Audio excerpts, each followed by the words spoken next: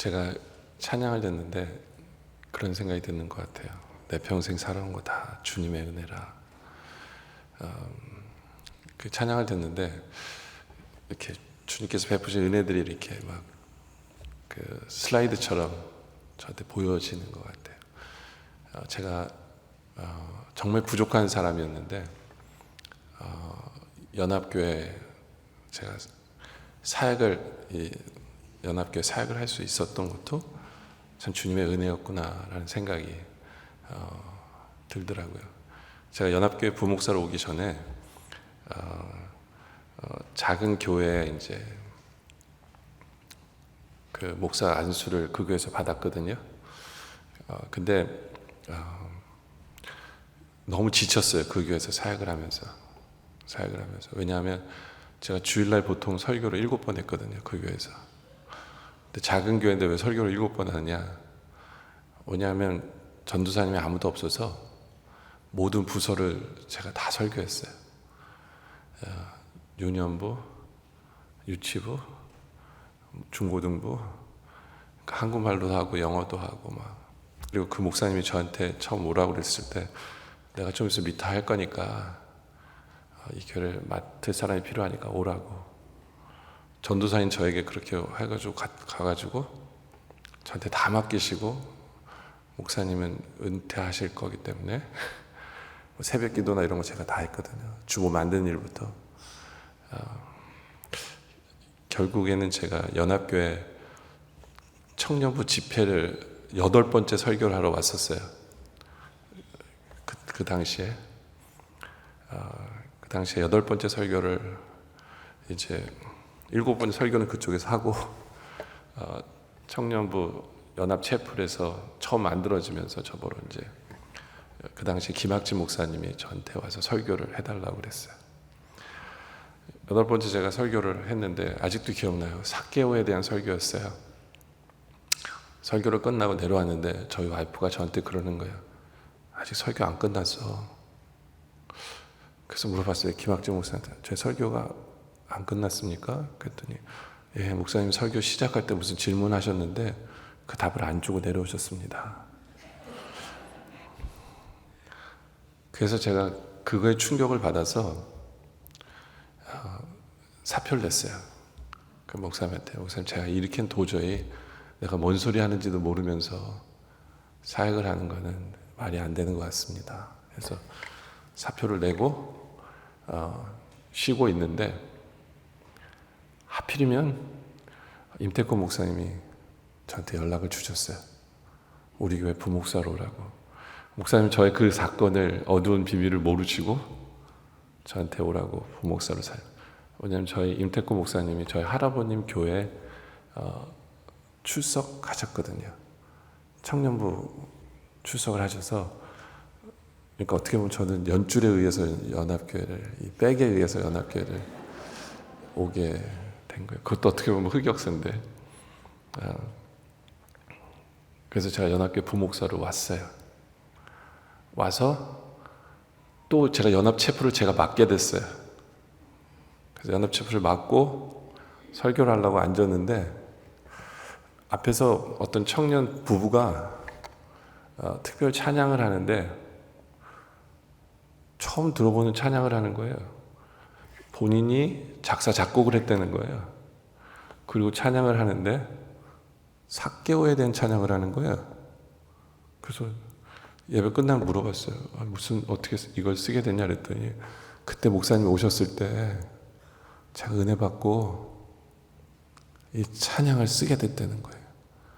그래서 야, 나는 설교 망쳤다고 생각하고 사임까지 했는데 하나님의 은혜는 내가 상상할 수 없구나라는 그런 시간도 있었거든요.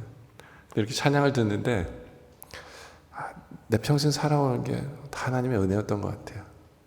무엇보다 그렇게 부족한데도 연합교회 제가 와서 사역하는 동안에 정말 많이 배우고 그리고 지금 담임하는 교회에서 20년 동안 있으면서 연합교회에서 배웠던 거 저 굉장히 많이 사용하고 있거든요. 그런 것도 다 하나님의 은혜인데 또 이렇게 제가 연합교회 와서 예전에 설교하던 이 자리에 제가 서 있는 것도 모든 것이 다 하나님의 은혜다라는 생각이 드네요. 오늘은 여러분들과 부활에 대한 말씀을 전하려고 합니다. 요한복음에 보면 7가지의 그 기적이 나와요. 다 의미가 있어요. 그러니까 사도 요한은 기적에 대한 이야기를 할 때 왜 이런 기적, 이 기적의 의미가 뭔가를 설명을 다 그 안에 품고 있어요. 그러면서 마지막 7번째 기적에 가서 죽은 나사로가 살아나는 부활에 대한 사건을 이야기하고 있거든요.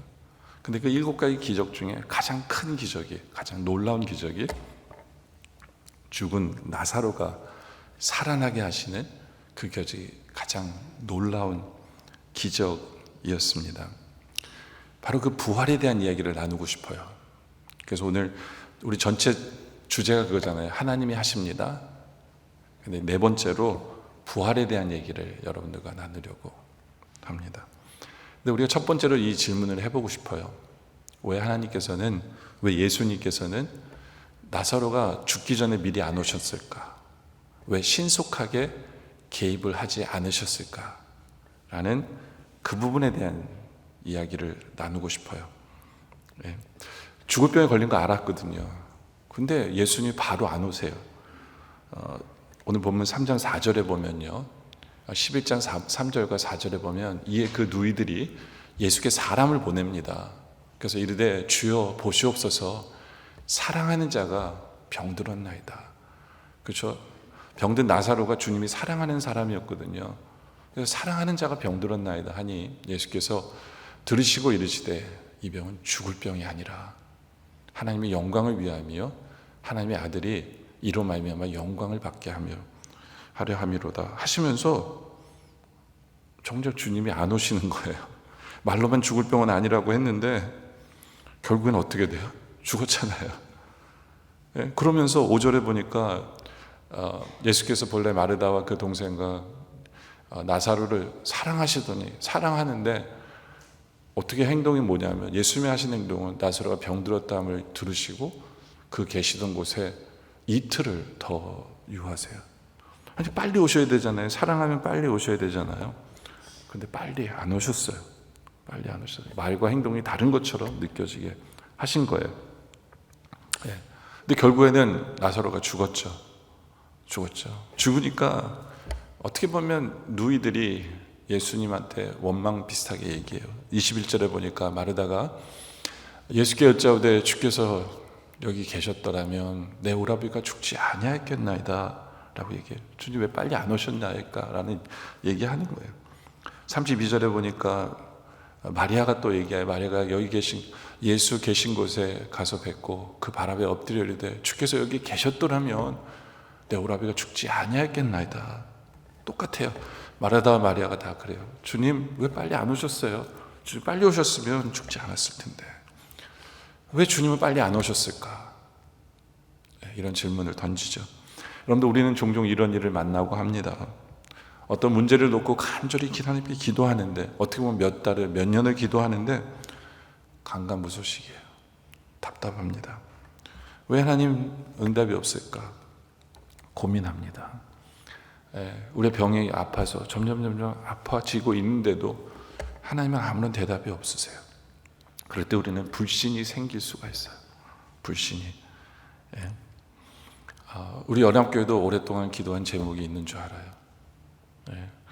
어떻게 보면 아까 우리 말씀하신 그 부분이 오랫동안 기도했는데 왜 하나님께서는 이런 질문을 우리가 할 수 있겠죠? 왜 하나님께서는 이 응답이 더디실까?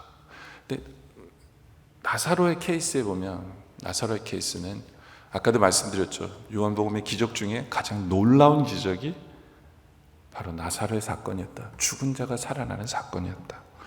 바로 거기에 힌트가 있어요. 우리 주님께서 바로 응답하시지 않는 이유는 뭐냐면 더 놀라운 것을 준비해 놓으셨기 때문에 하나님께서는 테이크 타임 하시는 거다. 더 놀라운 것을 준비하셔서 하나님이 영광 받으시려고 하나님이 얼마나 더 사랑하시는가를 나타내시려고 바로 우리 하나님께서는 테이크 타임 하시는 것이다. 바로 우리 연합의 성도들에게 바로 그 믿음이 있기를 원해요. 좌절하지 마시고 오히려 소망을 품는 그런 바로 우리 성도들이 되어지기를 원합니다. 두 번째 포인트는, 그렇다면 우리 삶 가운데 부활이 지금도 일어나고 있느냐라는 질문을 제가 던지고 싶어요. 여러분들은 좀 의아할 거예요. 제 제목을 보면서 이런 생각을 하셨을 거예요. 아니, 부활절도 아닌데 저 목사는 설교할 게 그렇게도 없었나? 왜 갑자기 부활이야? 라고 여러분들 생각하실지 몰라요. 근데 여러분들, 우리가 믿는 기독교는요, 제일 중요한 포인트가 뭐냐면 부활이에요. 제일 중요한 포인트가 부활이에요. 부활의 종교가 바로 우리의 기독교예요. 근데 이게 왜 중요하냐면요, 부활절에만 부활의 역사가 일어나고 그게 아니에요. 우리의 매일매일의 삶 속에서 부활의 역사를 일으키시는 것이 하나님이기 때문에 우리는 매주 부활에 대한 설교를 어떤 면에서는 듣고 있어요, 여러분들이. 왜냐하면 이 부활의 의미는 역전의 의미거든요. 우리 삶 속에 역전을 일으키시는 하나님이 다 부활의 역사를 일으키고 계시기 때문에 여러분들 새롭게 느껴지지 않길 원해요. 특별히 나사로의 부활은 우리가 생각할 필요가 있는 부활이에요. 왜냐하면 보통 부활은, 우리 성도들이 생각하는 부활은 뭐예요? 죽어서 우리의 육신이 죽잖아요. 죽으면 나중에 예수님이 재림하실 때 다시 살아나는 그 부활을 우리는 생각을 하죠. 그죠? 근데 나사로의 부활은 그게 아니에요. 나사로의 부활의 특징은 뭐냐면 죽었어요. 그런데 3일 만에 살아나고요. 나사로는 이 땅에서 살다가 다시 죽었어요. 그렇기 때문에 우리가 생각하는 부활과는 다른 점이 있어요. 나사로의 부활의 특징은 뭐냐면 이 땅에 살면서 부활을 체험하는 우리의 모습을 얘기하는 거예요. 우리가 이 땅에 살면서 부활을 체험했지만, 그죠? 우리는 다시 계속 살아요. 그럼 언젠가 진짜 죽을 거예요. 바로 그러기 때문에 나사로의 부활은 우리에게 뭐를 말씀하냐면, 지금 우리 삶 속에서 우리 성도들도 나사로처럼 그 부활의 역사를 체험하며 산다는 것을 상징하는 거예요. 그 때문에 우리 삶 속에 있어서 여러분들 부활의 역사를 여러분들은 의식하지 못하고 생각하지 못할지라도 부활의 역사 속에 여러분들은 참여하며 살아가고 있어요. 여러분의 삶 속에서도 하나님께서 역전을 일으키시는 수많은 부분들이 있다는 거예요. 생각해 보시면. 사도바 같은 경우에 보면 그의 부활장에서 뭐라고 표현하냐면, 나는 날마다 죽는데요. 나는 날마다 죽는다는 표현을 하거든요. 아니, 부활장에서 사도바는 죽는 거에 대한 얘기를 해요. 나는 날마다 죽노라. 왜 부활장에서 사도 바울은 나는 날마다 죽는다고 얘기했냐면, 반대로 얘기하면 나는 날마다 부활한다는 얘기예요. 나는 날마다. 왜요? 부활은 죽어야만 있기 때문에 사도 바울은 자기가 져야 될 십자가를 항상 매일매일 지니까 나는 날마다 죽는 거예요. 근데 경험하게 되는 건 뭐냐면, 자신의 삶 속에서 나는 날마다 부활하노라 라는 간증을 하는 거거든요. 그게 우리의 성도의 삶이기도 해요. 우리의 삶을 돌아보면, 그리고 우리의 삶을 보면 우리 하나님께서는 지금도 우리의 삶 속에 부활의 역사를 일으키고 계시는 분이다. 좀 더 쉽게 얘기하면 역전의 역사를 일으키고 계시는 분이다. 라는 것을 우리가 믿기를 원하고 바라보기를 원해요. 요한복음 11장 4절로 가면요, 보면 여기 보면 예수께서 들으시고 이르시되 이 병은 죽을 병이 아니라 하나님의 영광을 위함이며 하나님의 아들이 이로 말미암아 영광을 받게 하려 하시더라. 저는 이 구절을 보면 우리 교회에서 있었던 사건이 기억이 나요. 저희 교회는 주중에 생명의 삶으로 설교를 하거든요. 연합교도 그렇죠, 그렇죠? 아닌가요? 저 있을 땐 그랬어요. 예. 그래서 생명의 삶으로 주중에 새벽 기도를 인도하고, 근데 하필이면 주중에 새벽 기도 본문 중에 하나가 이거였어요. 죽을 병이 아니다. 죽을 병이 아니다. 그리고 하필이면 주일 설교 본문이 이거였어요. 죽을 병이 아니다. 근데 우리 교회 집사님 한 분이 늘 기도 제목을 올리는 분이 있어요. 자신의 언니를 위해서 기도하는 거예요. 언니가 예수를 안 믿는데 늘 목사님 우리 언니 예수 믿게 해주세요. 예수 믿게 해주세요. 그래서 저도 늘 저의 기도 제목이었어요. 그분이 늘 부탁하니까. 아니, 얼굴도 못 본 분인데. 근데 주일 설교가 끝났는데 그분이 저한테 찾아오셔서 목사님 저희 언니가 죽게 됐어요. 왜요? 그랬더니 갑자기 합병증이 와가지고 모든 병이 그냥 그분 몸에 다 들어가서 의사가 이제 준비하라 그랬대요. 이제 언제 죽을지 모르니까 식구들 보러 준비하라고. 근데 제가 그 말씀을 들었을 때, 야, 이렇게 오랫동안 하나님 이분의 구원을 위해서 기도했는데 하나님 이렇게 죽으면 어떡하죠? 그러면서 신방을 와달래요. 신방을 와달래요. 돌아가시기 전에. 그러니까 언제 돌아가실지 모르니까 이제 바로 그 다음날 아침에 제가 이제 신방 약속을 잡았어요. 저는 월요일마다 아침에 축구를 하거든요. 축구를 하는데 제가 축구 약속을 캔슬하고 신방을 갔다는 얘기는 굉장히 급한 거예요. 그래서 제가 월요일 아침에, 근데 이제 목사는 항상 신방을 갈 때 설교 준비를 해야 돼요. 하나님 제가 무슨 설교를 하죠? 그분 앞에 가서. 예수도 안 믿는 그분이에요.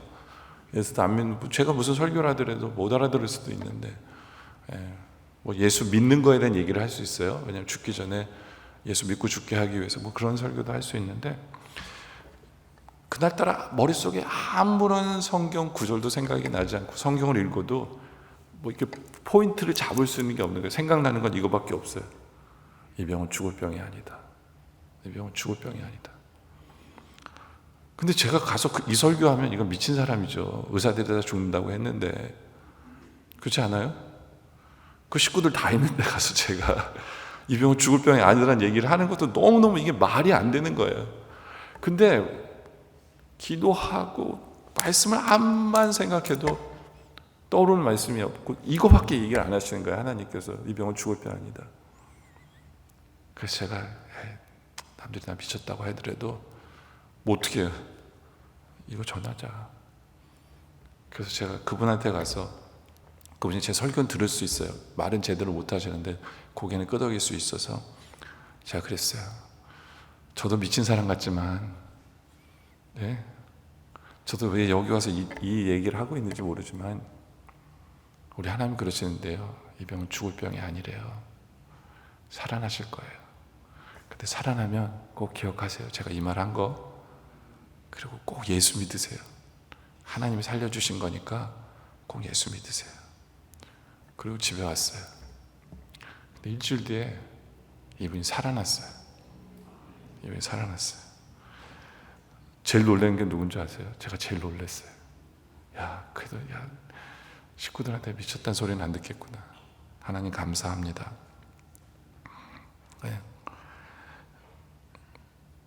우리가 살아가는 동안에 하나님께서는 이런 역사를 일으키시는 분이에요.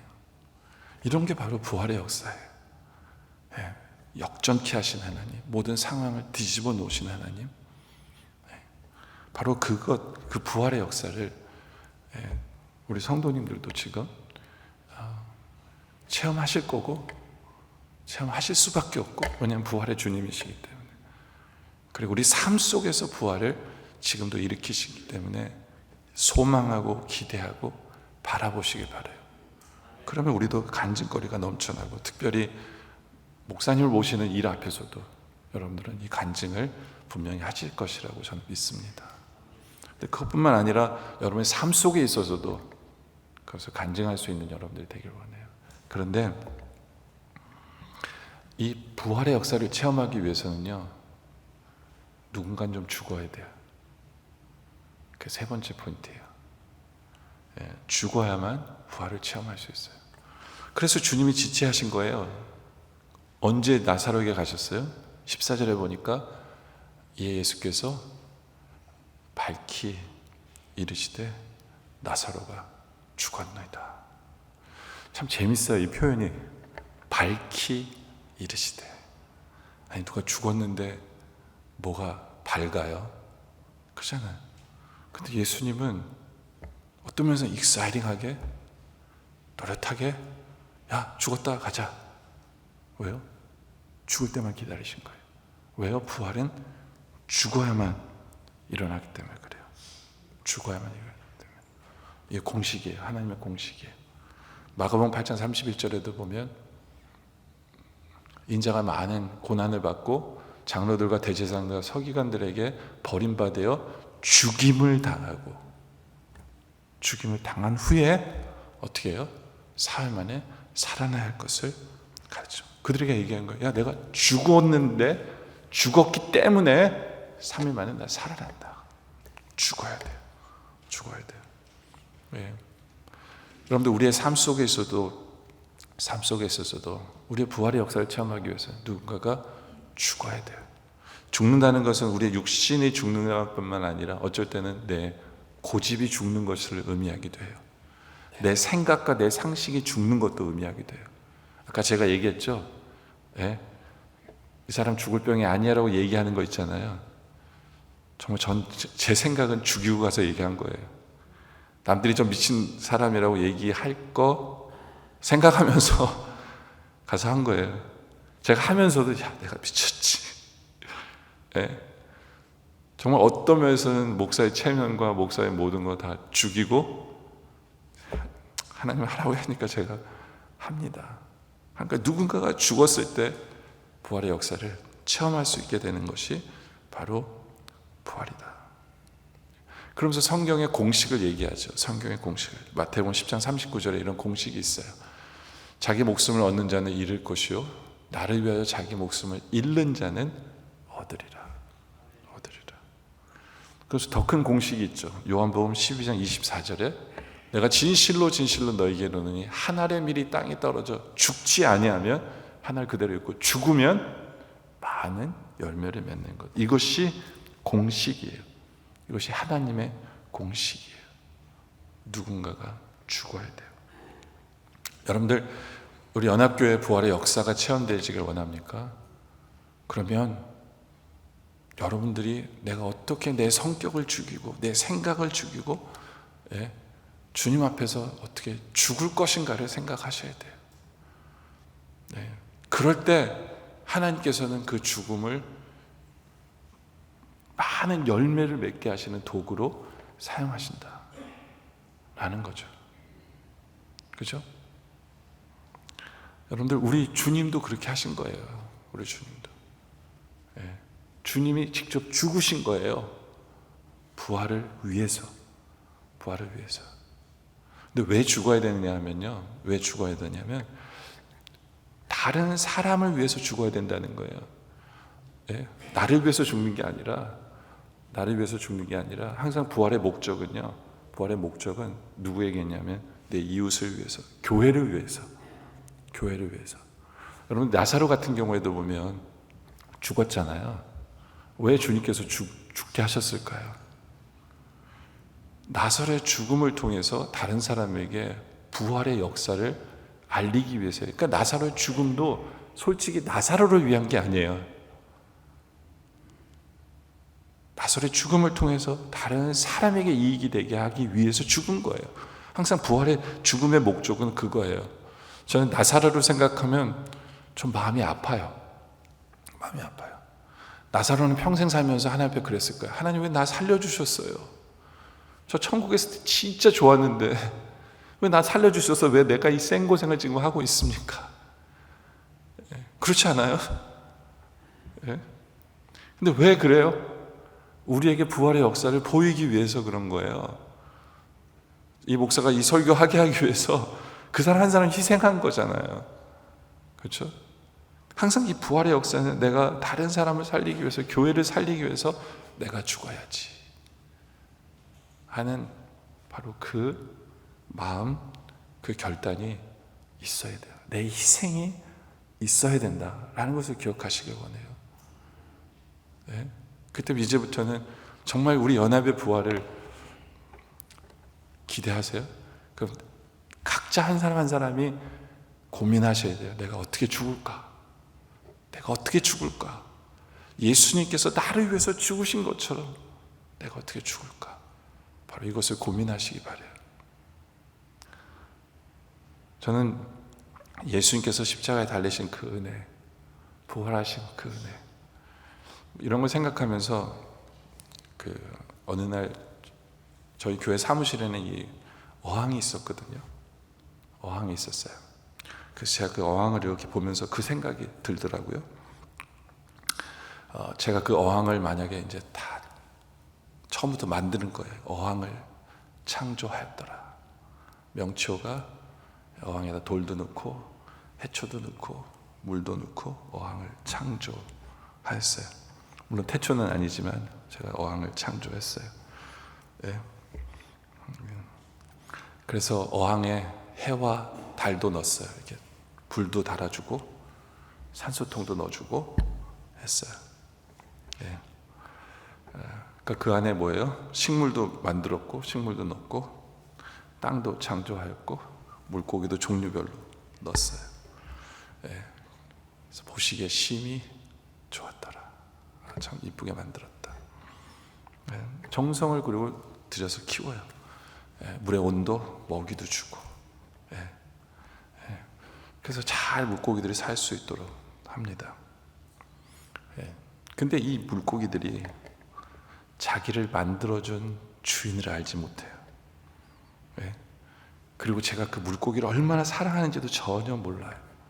제가 매일매일 일용할 양식을 물고기에 주는데 전혀 몰라요. 자신들의 노폐물도 걸러주고요.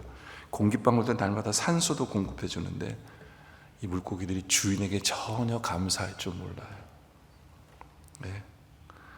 의로운 물고기는 하나도 없나니 한 마리도 없어요. 네. 자기 주인이 어항에 가까우면 다가오면서 반갑다고 인사해주는 물고기 한 마리도 없어요. 주인을 찾는 놈도 한 마리도 없고요. 깨닫는 놈도 한 마리도 없고요. 그야말로 다 치우쳐 악을 행하는 막대먹은 물고기들 밖에 없어요.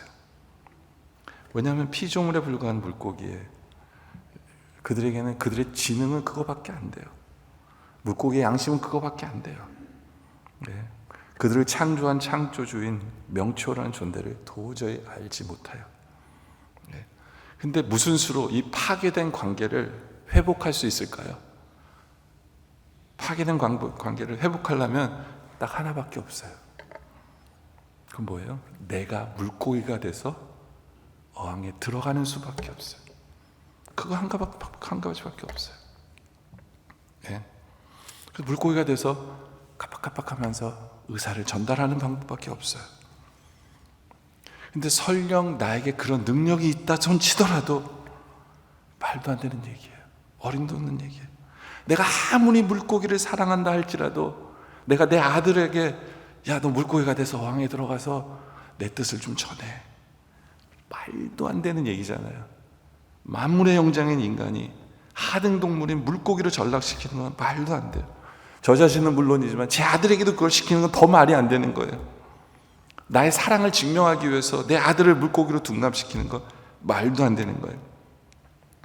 그렇잖아요. 완전한 사람이 어떻게 사랑하는 독자를 그 천한 물고기의 형상으로 비하시켜서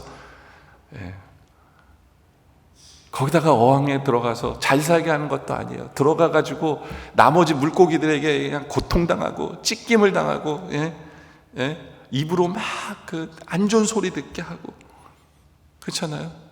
그리고 결국에는 그 물고기들에 의해서 물고기들에게 찢겨서 죽게 만들기까지 하는, 그렇게 만드는 이 세상의 아버지는 아무도 없어요. 말도 안 되는 얘기예요. 그 상상조차 할 수 없는 그 일을 인간으로서도 상상할 수 없는데, 그렇지만 적어도 인간은 물고기와 똑같은 창조물이잖아요. 그렇죠? 근데 하나님과 인간의 관계는 창조주와 창조물인 관계예요. 이건 나와 물고기의 관계보다 더 엄청난 관계예요. 엄청난 관계예요. 그런데 우리들을 구원하기 위해서 독생자 예수를 우리에게 보내주신 그 하나님의 사랑, 근데 바로 그 하나님의 사랑이 그걸로 끝나는 게 아니에요. 죽었어요? 죽었어요. 그럼 죽으면 인간으로 다시 태어나게 해야 되잖아요. 그렇죠? 저라면 인간으로 다시 태어났어요. 근데 다시 물고기로 태어난 거예요. 이건 더 말도 안 되는 거 아니에요? 우리 예수님께서는 우리의 인간의 형상으로 부활하셨어요. 우리를 위해서.